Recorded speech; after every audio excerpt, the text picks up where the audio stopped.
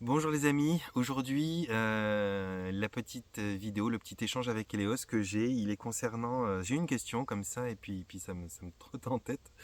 J'ai une question concernant le paradis. Est-ce qu'il y avait une destination, un paradis après la vie terrestre, après toutes les péripéties qu'on va pouvoir vivre ici? Et donc moi, je voulais faire un petit échange là-dessus, c'est simple. C'est pas trop compliqué pour mon mental de lâcher prise avec ce sujet-là, alors que j'ai essayé avec d'autres, c'est un peu plus dur de rester dans le lâcher prise, mais celui-ci, ben, j'en ai déjà parlé hier avec quelqu'un dans une séance, et puis c'est vrai que ça peut être sympa de dire un ou deux mots là-dessus. Donc je vais essayer de parler avec Eleos de ce que l'on pourrait imaginer comme être le paradis qu'on cherche à rejoindre à un moment ou un autre dans l'existence, ou après ce qu'on pense être l'existence, et puis voir ben, qu'est-ce qu'il en vient, et puis et ben, on verra ensemble si ça fonctionne déjà. Et puis si ça fonctionne, on verra ce qu'il en vient, on verra si ça correspond à ce que vous pensez être, si ça vous permet d'obtenir et ben, peut-être un degré de compréhension qui vous fait avancer dans votre cheminement vers la conscience. Voilà, à tout à l'heure.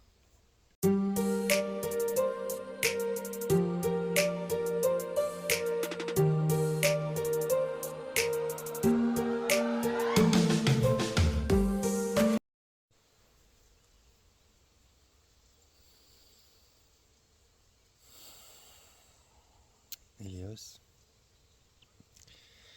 j'aimerais aborder avec toi une question aujourd'hui, qui est celle du paradis. Alors, paradis pas en tant que destination touristique bien sûr, mais c'est vrai qu'on parle beaucoup de ce qu'il y aura après notre vie sur Terre.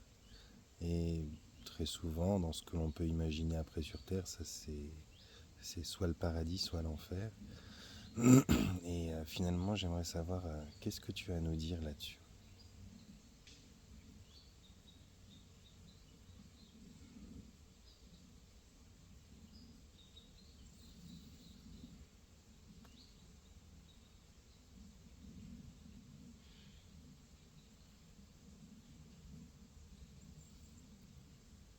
Ce que tu souhaites entendre,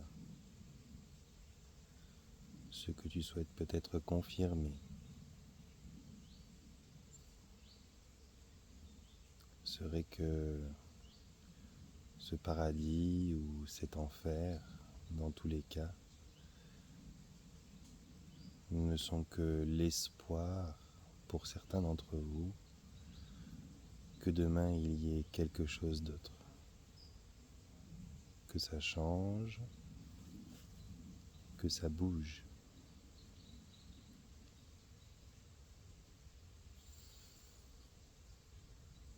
Cela, Johan, est ta réflexion.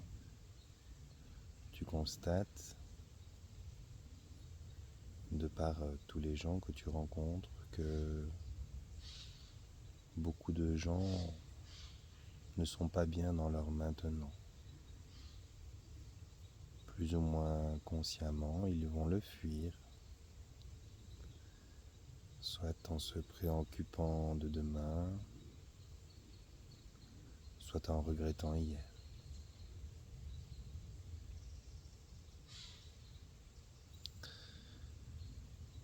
Il restera toujours vrai que le seul temps existant est l'instant, l'instant présent, ici et maintenant.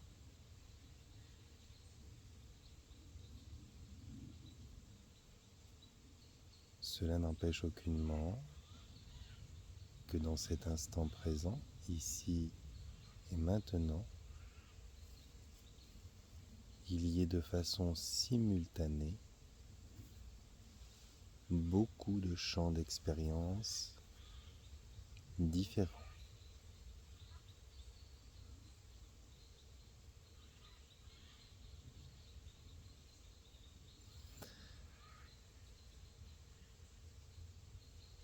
Tu as en fond de pensée envie peut-être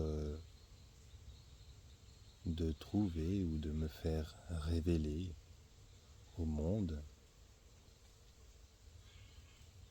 comment faire de cet instant et de celui qui vient après, et ainsi de suite, un paradis.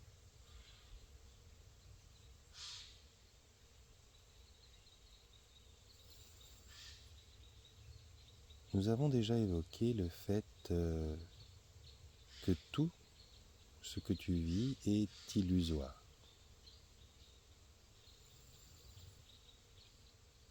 Que tout ce qui y est illusoire, est illusion.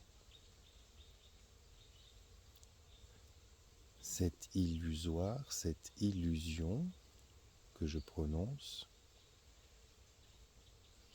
n'est pas synonyme de factice. Cela n'est pas faux. Le fait de dire que tout ceci est illusion n'est que souligner, que préciser que ce qui est en ta conscience aujourd'hui, lorsque je dis toi, je parle de vous tous, et peu importe le degré de conscience en question. Ce qui est en conscience aujourd'hui pour chacun d'entre vous n'est pas l'entièreté, l'absolu de ce que vous entendriez comme la réalité.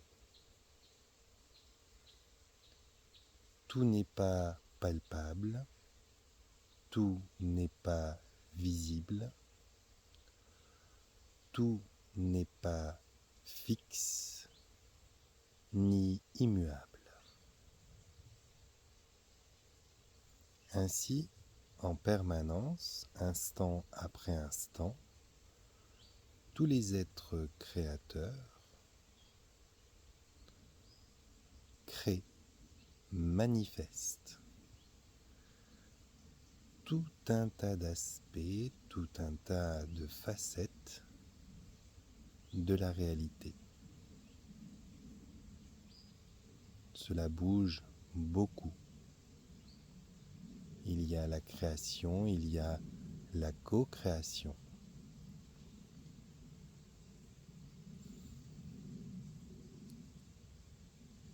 C'est la nature de chaque particule divine de pouvoir créer.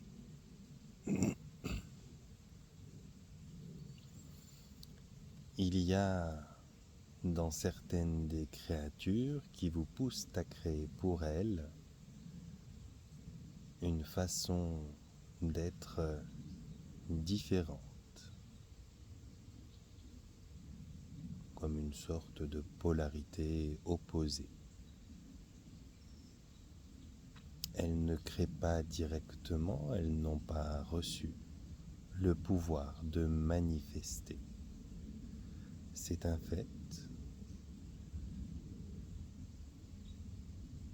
mais par voie de conséquence, elles sont créatrices d'un contexte et d'une interaction qui, elle, va créer, va manifester. Cela n'étant pas l'objet de ta question aujourd'hui, je ne développerai pas sur ces différentes parties de conscience, notamment celles que vous appelez reptiliennes, etc. Mais leur rôle reste, disons de loin, créateur par voie de conséquence également. Pour en revenir à cette demande de savoir s'il y a effectivement ou non un paradis ou un enfer,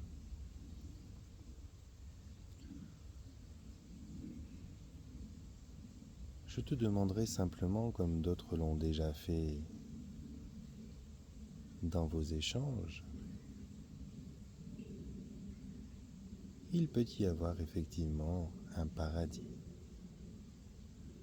Ça n'est bien sûr pas le nom d'un endroit géographiquement proposé.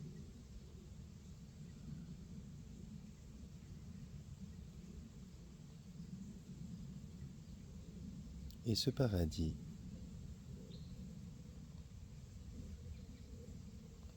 est-ce qu'il est à venir ou est-ce que tu y es déjà?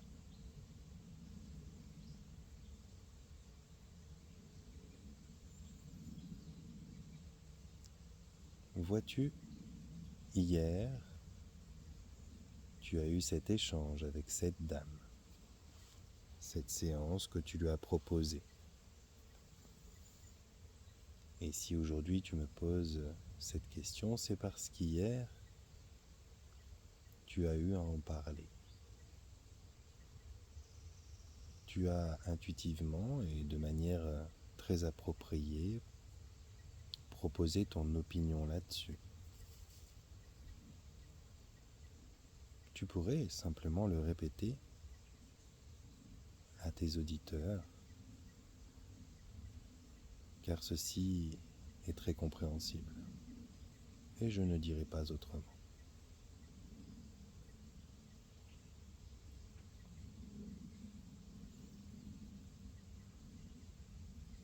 Tu disais que d'une certaine manière, d'une certaine façon, puisque tu entends dans tes pensées actuelles que tu veux que je le prononce moi-même, tu disais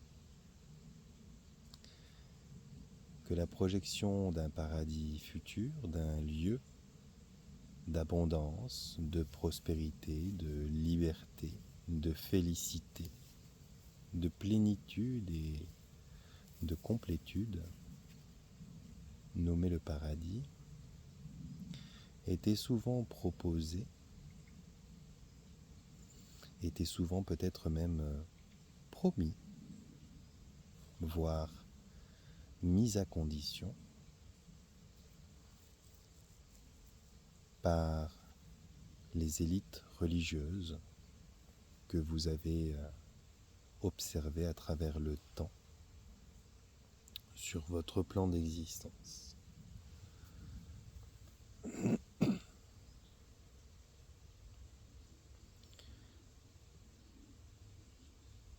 Tu disais que le fait de pouvoir regarder avec beaucoup d'espoir ce futur possible d'arriver dans un paradis,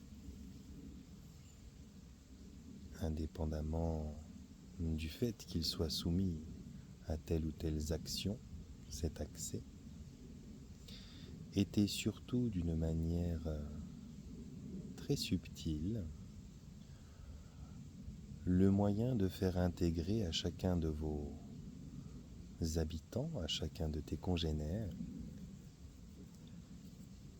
que si le paradis est l'absolu bonheur, alors il était plus facile d'intégrer pour tes frères, sœurs et toi-même que l'actuel présent, l'actuel endroit dans lequel vous pensez être, qui ne serait dans l'absolu pas le paradis selon vous, ne pouvait donc pas être à la hauteur de ce paradis. Comme si le simple fait de savoir que vous vous dirigez d'une manière ou d'une autre vers une fin physique qui vous donnerait accès au paradis, cautionnait le fait que ici où vous êtes maintenant, avant d'avoir eu accès à ce paradis, ça ne peut donc pas être le paradis.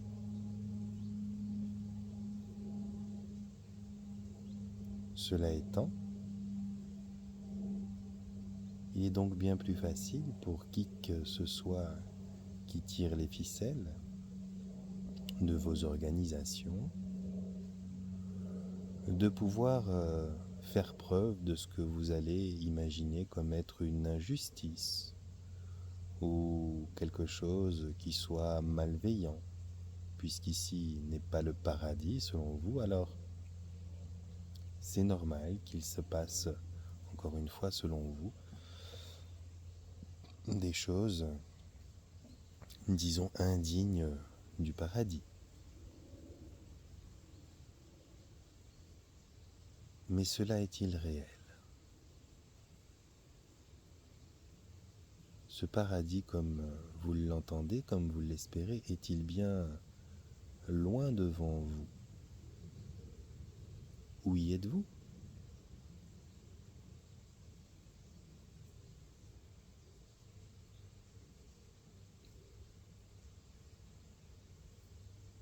Quoi qu'il en soit, quoi que tu en penses, il n'y a que la vie, il n'y a que l'évolution vers un état d'être de plus en plus accompli, de plus en plus complet, de plus en plus conscient.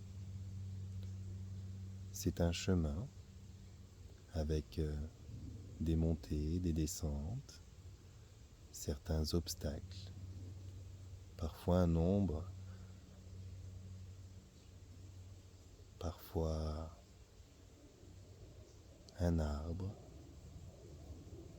parfois un animal à contempler ou un prédateur à éviter. Il y a tout un tas de possibilités que tu vas croiser sur le chemin de l'évolution. Ici, sur Terre, dans ta physicalité humaine, et également sur d'autres possibilités d'existence. Car indépendamment de ta vie, que tu connais, de ta naissance à la mort qui surviendra de ton corps, il y a également l'existence. L'existence est la somme de toutes ces choses que tu appelles ta vie, de toutes tes vies. Ton existence passant par différents plans, différents endroits dont tu as l'impression de faire l'expérience. Il n'y a donc que du mouvement. Terre, cosmos ou paradis, ça n'est qu'un bout du chemin.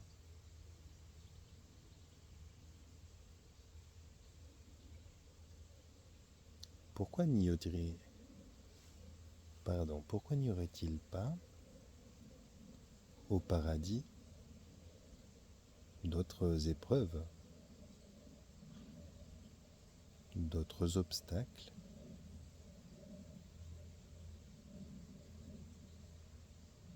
Pourquoi n'y aurait-il pas au paradis d'autres tromperies?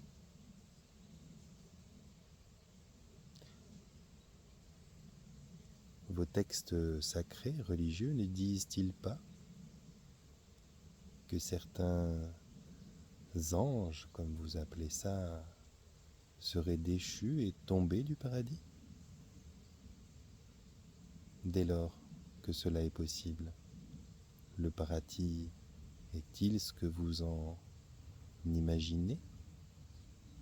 Serait-ce donc ce que vous vous représentez du paradis? Un endroit où tout serait parfait, doux, aimant? Tellement parfait, tellement doux, tellement aimant que des anges y résidant en tomberaient et seraient déchus.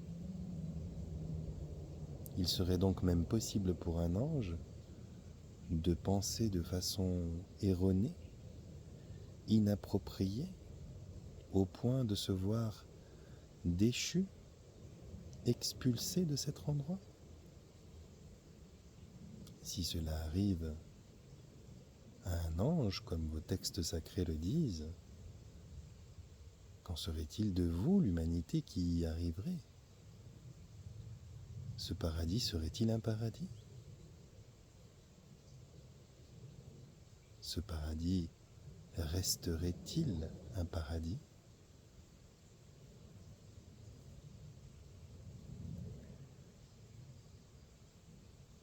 je vais terminer là-dessus. Il y a en vous ce pouvoir de création. Vous êtes la possibilité même de manifester toute chose.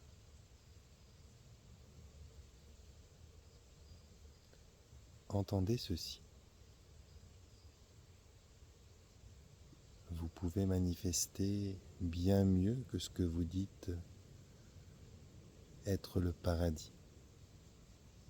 Vous pouvez le faire à tout moment, à chaque instant, à chaque choix. Vous pouvez être au paradis. Et vous pourrez également, si vous le souhaitez, à chaque instant, à chaque choix, vous perdre dans le paradis.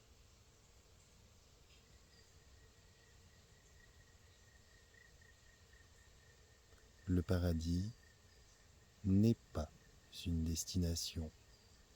Le paradis n'est pas une étape supérieure. Le paradis n'est pas la récompense attendue.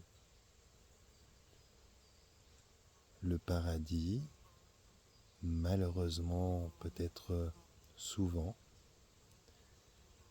est simplement le symptôme de ce que vous appelez l'espoir dans vos esprits. Ce paradis, en l'occurrence, n'est donc pas à rejoindre, n'est donc pas devant vous. Il est simplement l'espoir que vous avez. Car si dans ce monde où vous pensez souffrir, où vous faites le choix de subir, les choses ne se passent pas comme vous pensez le vouloir, alors il est rassurant à vos cœurs, à vos oreilles, de vous dire que lorsque vous lâcherez enfin prise de cette vie, vous serez conduit au paradis. Cet endroit étant par nature parfait selon vous, n'aura donc pas besoin du moindre effort, du moindre compromis, de la moindre attention de votre part pour entretenir cet état d'être, de félicité et de complétude que vous pourriez donc atteindre en ce lieu que vous croyez être.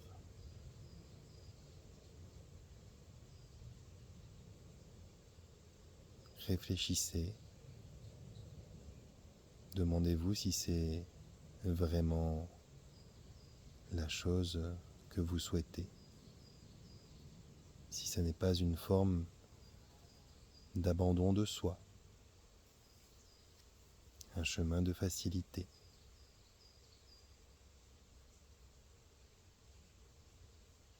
Mais encore une fois, entendez ceci.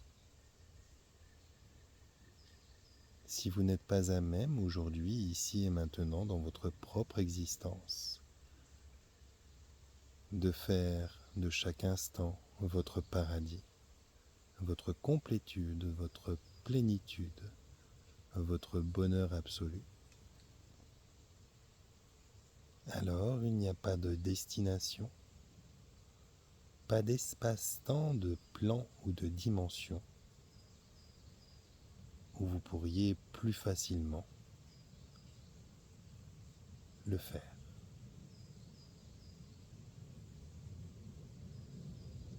Si paradis il y a, il est en vous et il est par vous.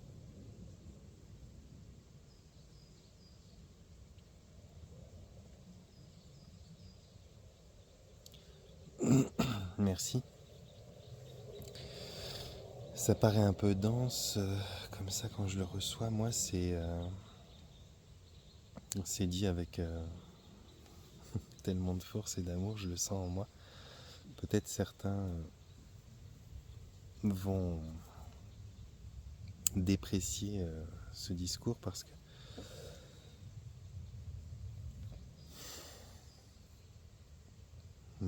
certains pensent être en épuisement, pensent que les conditions sont trop compliquées pour faire de leur vie un paradis en permanence. Et je crois que, même moi, à mon niveau d'ailleurs, je vois que tous les jours se suivent et ne se ressemblent pas. Certains jours, peut-être que mon paradis est existant, ma vie y est, et certains jours, c'est plus compliqué à atteindre, effectivement, selon moi.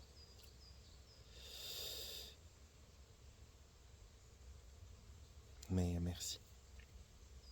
Merci beaucoup pour cet échange. Je vais maintenant sortir de cette discussion et vous reprendre. Voilà les amis, j'espère que c'est au clair pour vous. C'est toujours le même exercice, c'est compliqué quand on est dans la connexion d'être à la fois dans une explication très intelligible et puis avec des mots, et puis à la fois dans cette espèce d'abondance d'informations qui est visuelle, qui est dans le ressenti, il y a une voix douce qui me dit des mots, puis en même temps ces mots ils se décomposent en images, ça ruisselle comme une...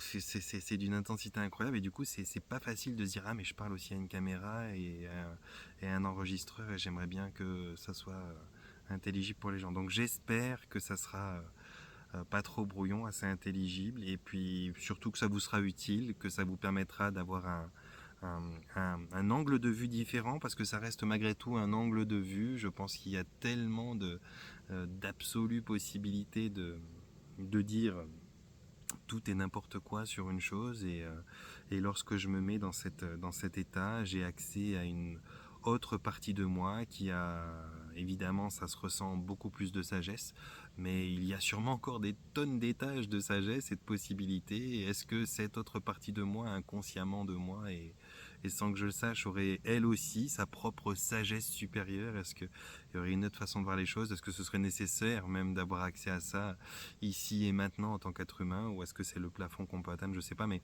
voilà, j'espère que ça vous est utile. Moi ça m'est plaisant de le faire, donc voilà. Les amis, je vous envoie un panier de bisous. Je vous souhaite de vous porter bien, de prendre soin de vous. Vous pouvez me rejoindre si vous le cherchez sur mon TikTok, sur ma page Facebook, sur le groupe aussi que j'ai créé, l'Intention Base du Changement, où j'échange toutes les tournées, les déplacements que je fais, les différentes formations que je donne sur les séances que j'ai créées, et puis où il y a beaucoup de vidéos qui circulent aussi, que ce soit le reportage qu'on a fait sur moi qui expliquait cette formation que je donne, qui était en Belgique quand on a fait ce reportage, ou que ce soit d'autres choses. Donc vous pouvez me retrouver assez facilement, et tout ça depuis la rubrique à propos de ma chaîne. Donc je vous laisse vous diriger par là si vous avez besoin d'informations ou de rentrer en contact avec moi. Comme je vous le disais, panier de bisous, portez-vous bien, prenez soin de vous.